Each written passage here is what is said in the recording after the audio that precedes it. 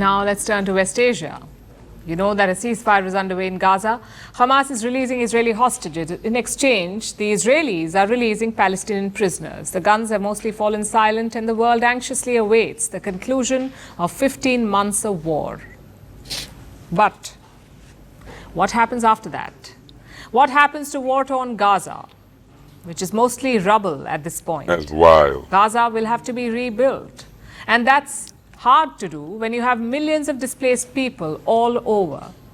This ties in with a new report that is doing the rounds, with a rather alarming title. Apparently, there's a plan to relocate Gazan civilians all the way to Indonesia. Here's how the story came about. It says Trump envoy floats plan to relocate Gaza civilians to Indonesia. I mean, why would we float a plan to relocate one country's people to another country's people that neither country is our country? It doesn't make any sense. If anything, why wouldn't you bring them here? You're the president of our country. That's the country you have power over. You could say, hey, they can come here, but how are you going to tell them they can go somewhere else? It's crazy. An interview with a member of Donald Trump's transition team, an unnamed source from the incoming U.S. administration. The source was talking about Trump's new envoy to West Asia, Steve Witkoff. Witkoff was reportedly instrumental in getting the Gaza ceasefire deal signed. He flew down to Israel on Sabbath, a holy day for Jewish people, and demanded to see Prime Minister Benjamin Netanyahu. Witkoff reportedly pressured Netanyahu into meeting and then into accepting the ceasefire deal. Trump's envoy is now looking at the next steps. Good. The source, the unnamed transition official, said, and I quote, "If we don't help the Gazans, if we don't make their life better, if we don't give them a sense of hope, there is going to be a rebellion." This means Gaza needs to be rebuilt.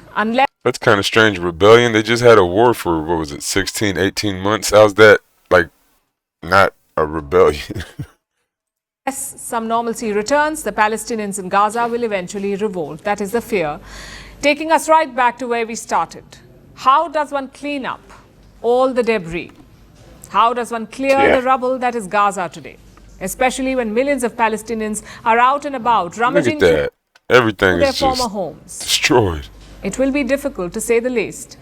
And that is why Trump's envoy is thinking about relocating them, temporarily moving Gazans to a third country, while the Gaza Strip is cleaned up and rebuilt. Now, one of the third countries being considered is apparently Indonesia. Indonesia is the world's most populous Muslim nation. Oh, gosh. It has staunchly supported the Palestinian cause, and it has pledged to support Gaza's reconstruction. Indonesia has showed unwavering support to the Palestinians, but they did not really sign up to take in thousands of people. Reacting to the relocation reports, Indonesia says it has, and I'm quoting, never heard about this plan. They had no idea they were even being considered as a host country, and their surprise is understandable. I mean, look at the map.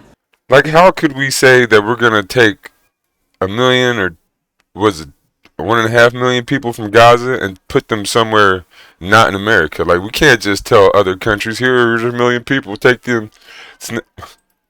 Indonesia is all the way in Southeast Asia. Gaza is in West Asia, thousands of kilometers away. It is hard to imagine flying tens of thousands of Gazans to Indonesia. Sure, Indonesia is the world's largest Muslim majority nation, but that does not mean they're equipped to handle Palestinian people. Where do they set up a base? And what do they do about the language barrier? It's all quite ridiculous if you think about it. If relocating is really being considered, somewhere in West Asia would make the most sense. Another Arabic-speaking nation with the resources to host Palestinian people.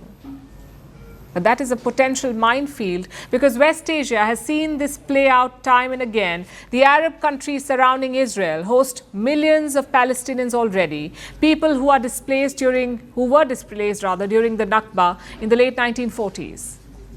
And with every Arab-Israel war since, these older Palestinian refugees have not been allowed to return. That is why people in Gaza don't... It's kind of crazy because, the war started in 1940, whatever. And to the Palestinians, I would think the war has never ended. They say there's all these different wars, right? But I would think the Palestinians would, once they took their land, once Israel took Palestine, or Israel from Palestine, or whatever you call it, I would think the Palestinians from then would be trying to get their land back and would be thinking that it's kind of like a war this whole time, not a bunch of little different wars. Want to leave now, even temporarily, because they fear they will never be allowed back.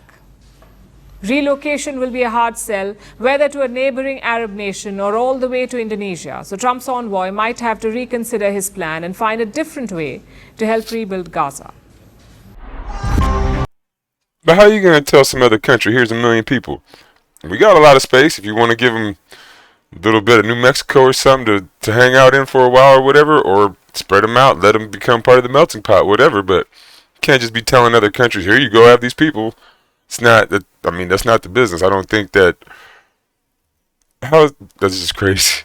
But Trump thinking things like that. He don't get his news from across the spectrum.